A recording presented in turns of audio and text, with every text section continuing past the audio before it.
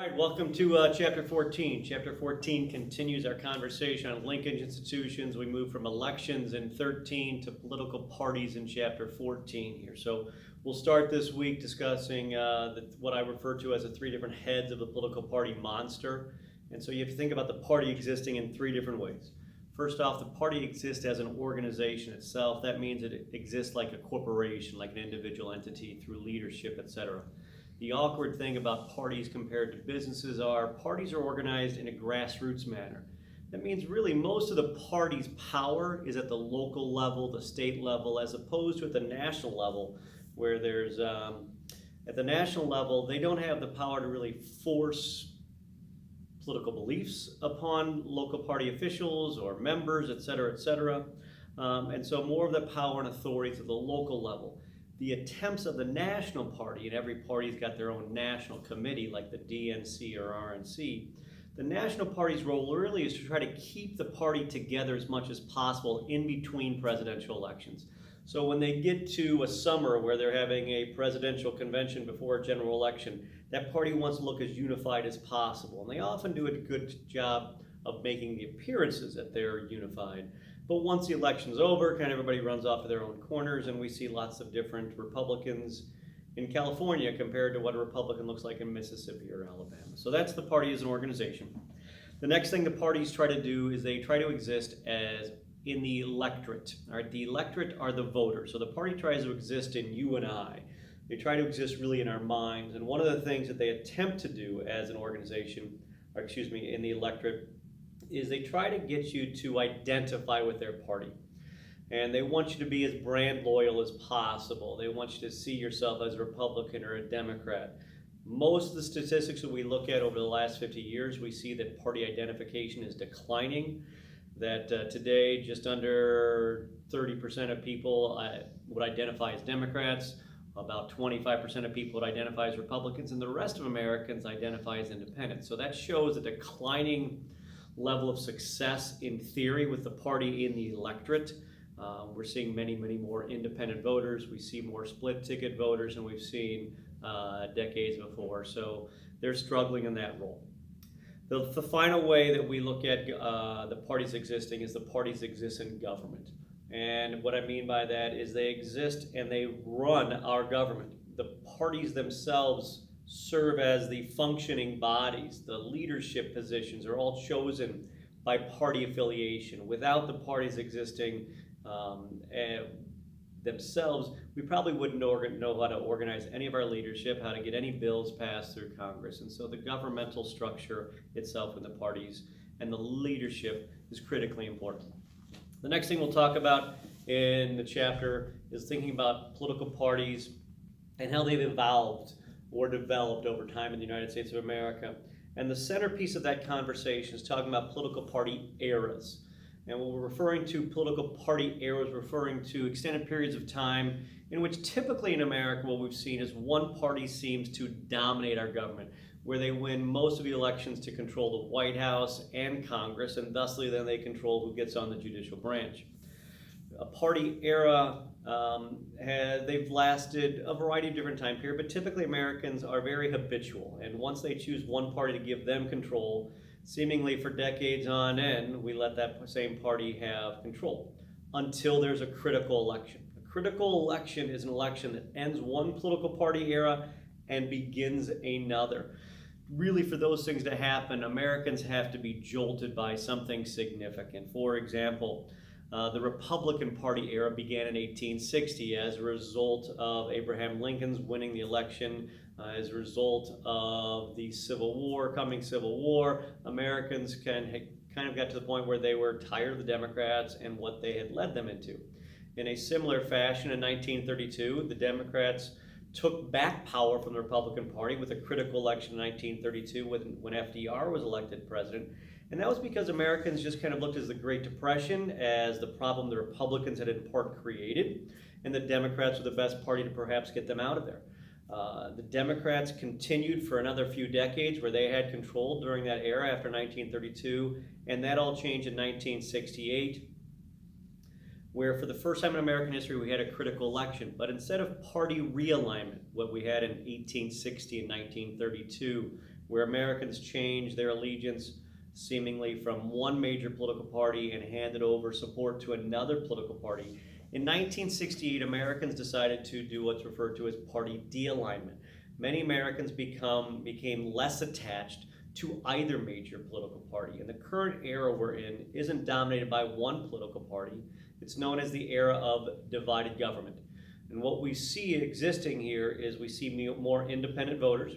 We oftentimes might see if the Republicans control the White House and the Democrats control part or all of Congress, or vice versa. If the Democrats control the White House, then we see the Republicans are in charge of Congress or a part of Congress. And that's, I don't know if it's conscious or unconscious decision by the voters because of that declining trust. We don't want one branch or one party to be in charge of all the branches of government. Okay.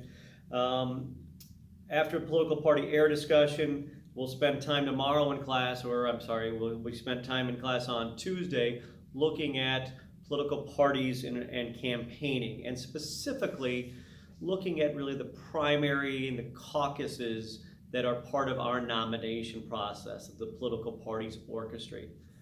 Every 4 years for the presidency, every 2 years or 6 years for the Senate, from state to state, the political parties organize nominating elections. For the presidency, is the simplest way to focus upon this, states either conduct a primary or they conduct caucus events.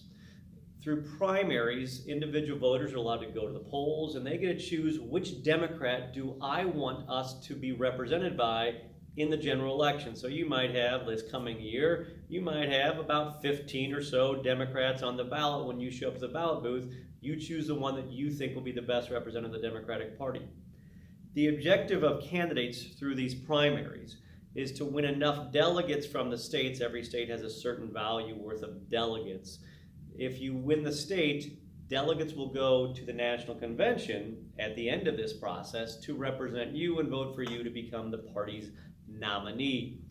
Other states, instead of holding primaries, hold caucuses. A caucus today is just a meeting of eligible voters where people get together and talk about who they think should be the nominee for their specific party, whether it's a Democrat or Republicans.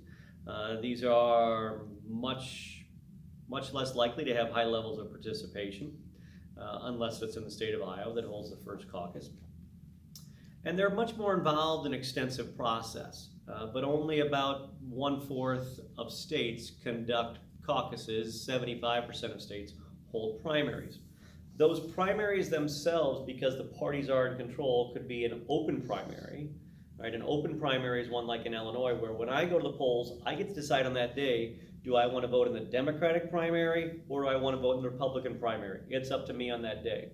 Other states have closed primaries where when you show up to the polls, you're already registered as a member of that party. And so if I was registered as a Republican, they would give me the Republican ballot. I do not have the option on that day to say, you know what, I think I want to vote in the Democratic primary today. It's closed to me because I'm not a member of the party.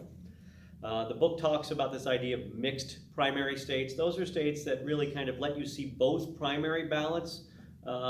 It's something that kind of is connected with this idea of a blanket primary where you could bounce back and forth between a Democratic primary for Senate and a Republican primary for the president. Those things are generally illegal, but some states do mixed primaries where you can see that ballots, but they only count your vote if you're voting in a primary for the party that you are registered for.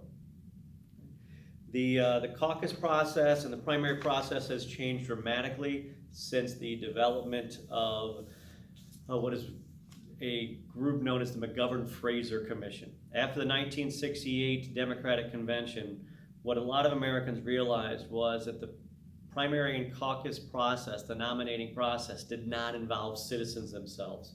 And so the Democrats put together this commission known as McGovern-Fraser, and the goal of that commission was to open up this process so American voters would play a much larger role in the nomination process. So since that time period, things have changed dramatically. Like I've described before, 75% of states today have primaries. Before 1968, before really the convention, the catastrophe of the convention, before that time period, 75% of states held caucuses. And the caucuses of that time period weren't eligible voters. They would have just been party leaders. And the party leaders would just choose who they thought the best candidates should be, and they would choose them to get delegates to go to the convention to vote for them. Once you're at the convention, the delegates that have been pledged to you as a result of each state-by-state results, those delegates will cast votes for you. In order to win the nomination for your party, you have to get a majority of the delegates at the convention to vote for you, which in modern times has not proven to be very difficult. Most candidates, if they know they're not going to win, drop out of the race, and they release their delegates to vote for the front runner, so it looks like it's a much more comprehensive, supportive group effort in regards to supporting Trump or Clinton for the nomination. The last topic of the chapter is on third parties in the American political party system. We've had a two-party system. However, we legally allow minor parties, also known as third parties, to exist. They've existed since really the beginning of time in the American political process, and they exist for a few reasons. All right, knowing that realistically they're not going to win elections, they continue to exist for a variety of different purposes. One, they hope to influence the policy agenda by talking about topics that are critically important to them. Two, they try to influence traditions. Three, they try to introduce new voters into the process itself by giving people an outlet if they're perhaps frustrated with the two major parties. Some people refer to minor parties as like a safety valve, where if you are upset with Republicans and Democrats, that you can at least go vote for a Green Party or a Libertarian candidate to show your discontent with the status quo and the major political parties themselves. Minor parties also influence elections. Almost 1 out of every 3 presidential elections have been influenced by the existence of a third party candidate in that process. As a final way to kind of think about third parties, recognize they exist in different types. Some minor parties are known as splinter parties. They're parties that have separated from one of the major parties. Like Teddy Roosevelt's Bull Moose Party is probably the best and easiest example to remember. Oftentimes these splinter parties, they take one of the charismatic leaders of one of the major parties, he or she would leave, and then a bunch of people go with them. Now, they still lose, but they get the most support. Some third parties are ideological, like the Libertarians, the Communist USA Party, where they have a comprehensive set of beliefs on a variety of different issues. They don't get an overwhelming amount of votes and supports, but they've got really committed members in those types of third parties. And then the last type of third party is categorized as a single issue third party. Single issue third parties just care about one single thing, right? You've had individuals run under the banner of the pro-life party. You've had people run under party banners like a famous one from New York that a couple years ago was the rent is too damn high party, right? They choose one issue. It could be economic, it could be a social issue, and that's the centerpiece of their entire campaign. Usually if it's important enough, one of the major parties will steal that idea and run with it, and the third parties just kind of disappear. So that's chapter 14. We'll see you on Thursday for the quiz.